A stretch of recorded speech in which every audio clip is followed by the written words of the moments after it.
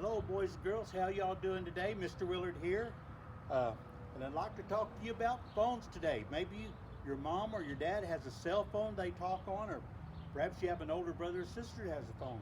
Well, today we're going to make our very own phone. All you need is two empty cans, a hammer and a nail, and some twine. Now, if you don't have string line like this is, you can use kite string. That'll work just fine. So we take each can and make a hole in the bottom. You'll need to get help with mom and or dad right in the center. There we go. Now, I've already fixed this one, so we've got a hole there in the bottom. Let's run the string through the hole from the bottom toward the inside.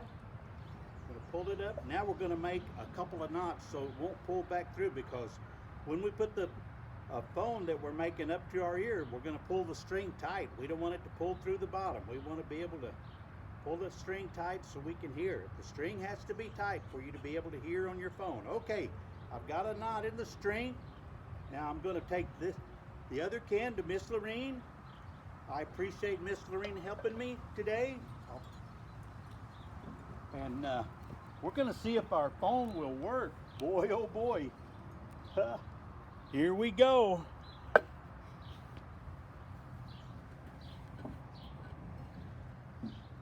All right, the big test coming up. Get untangled there. Okay, Miss Lorene, can you show the kids the inside? Okay, awesome. Look at that, boys and girls.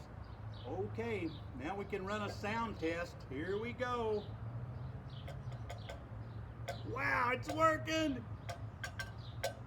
Now let's see if we can talk on it. Hello, boys and girls. Hello. What a beautiful day it is today. What fun to make our own telephone. It works. It works. Now we can talk on the phone just like our brother, sister, or mom or dad. We can talk to our phone. You can talk to your sister, your mom, or your dad through your own phone.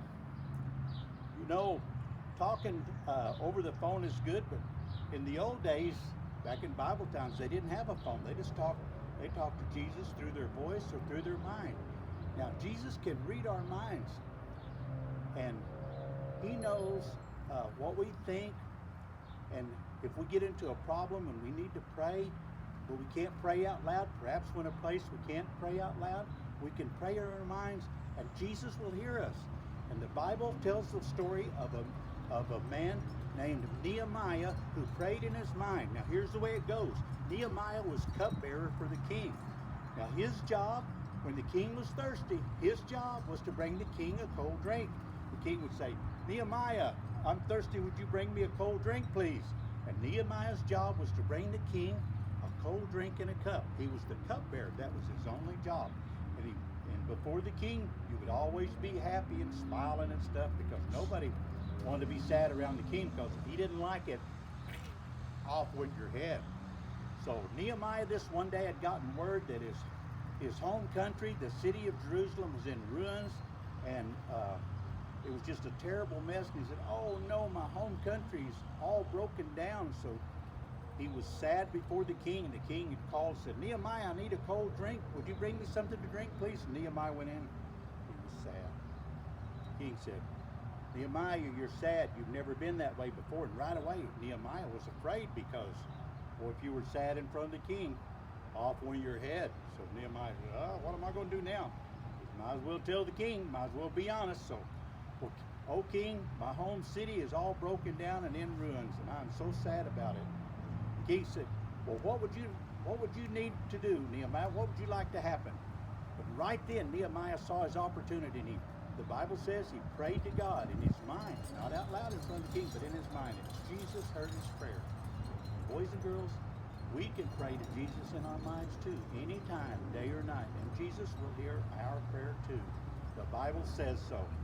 So, until next time, remember, Jesus hears our prayers always. Be good, boys and girls.